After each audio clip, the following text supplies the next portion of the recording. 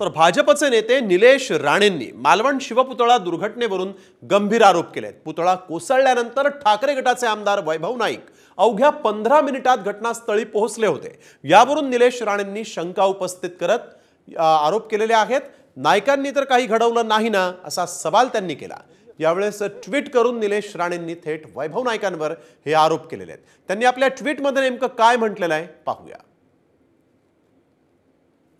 निलेश राणे आपल्या ट्विटमध्ये म्हणतायत, कसलाही नियोजित कार्यक्रम नसताना आणि घर 50 किलोमीटर लांब असताना वैभव नाईक 15 मिनिटात घटनास्थळी कसे पोहोचू शकतो। यामध्ये वैभव नाईक यांना काही घडवलं असेल तर आत्ताच बोटीमध्ये बसून दुबई किंवा पाकिस्तानला जायची तयारी त्यानं करून ठेवावी।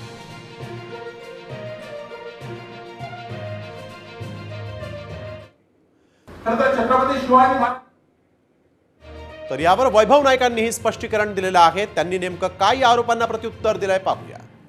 छत्रपती शिवाजी महाराजांची प्रतिमा असल्यानंतर त्या ठिकाणी पहिला मी गेलो। ही खरं तर मी त्या ठिकाणी या लोकप्रतिनिधी असल्यामुळे माझं अस्तित्व, माझं नातं, माझं हृदय या जिल्ह्यामध्ये, या मालवणमध्ये असल्यामुळे मी कुठे मुंबईत राहत नाही तर मी या जिल्ह्यामध्ये राहतो आणि त्यामुळे सुखदुःखाविषयी मी त्याच वेळी त्या ठिकाणी उपस्थित असतो। खरं तर तुमची जे भ्रष्टाचार केलेला आहे त्या लोकांना कळलेला आहे आणि तोच भ्रष्टाचार तुम्हाला येणाऱ्या विधानसभेच्या निवडणुकीमध्ये काढून टाकल्याशिवाय राहणार नाही।